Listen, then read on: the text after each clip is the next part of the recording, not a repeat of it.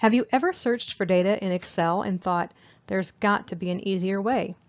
The VLOOKUP function does just that, and it really is simple. Once you learn how it works, you will love how much time it can save you.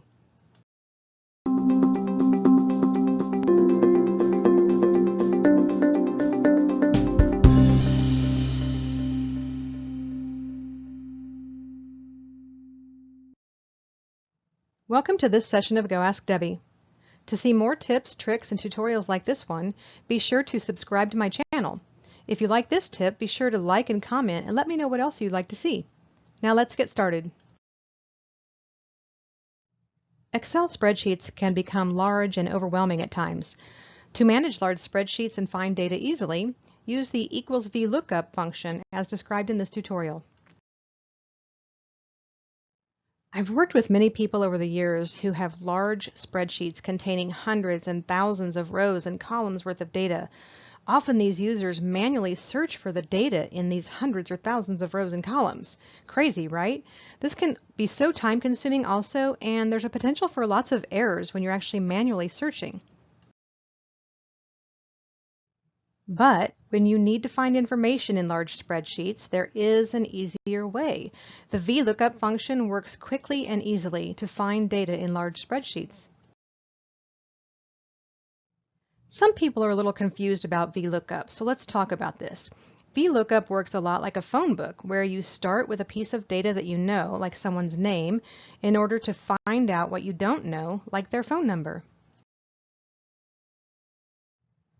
So let's get started. To use the VLOOKUP function, simply follow these steps.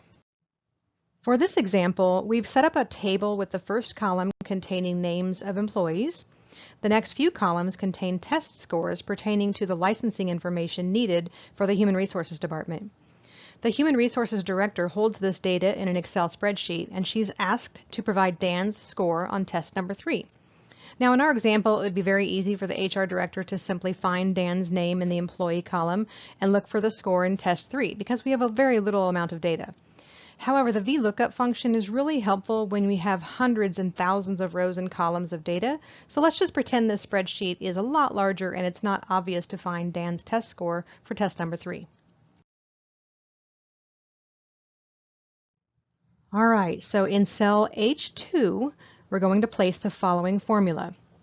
Equals VLOOKUP, and as soon as you start typing this, Excel will pop up and give you some tips to help you understand how to fill out the formula.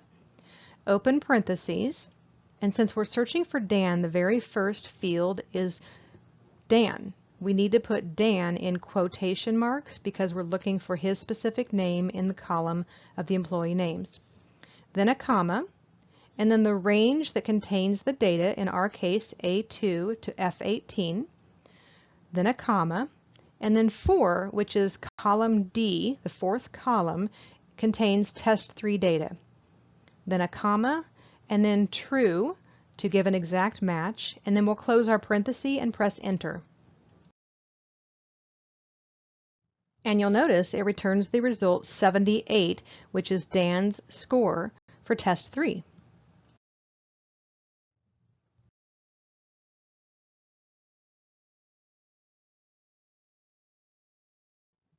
In our example, the quotation Dan quotation is the lookup value. This is the data that you're telling Excel you want to search for in the first column. A2 colon F18 is the table array. This is the range of data that contains the information you're searching for. 4 is the column indexed number.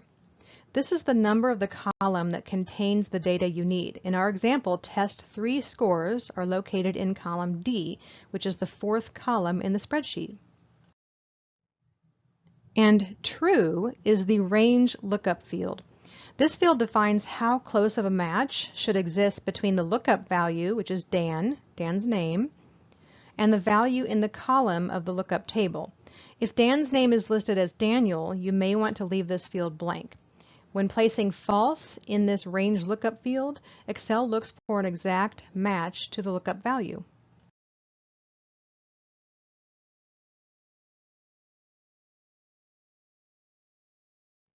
So what just happened when we entered that formula?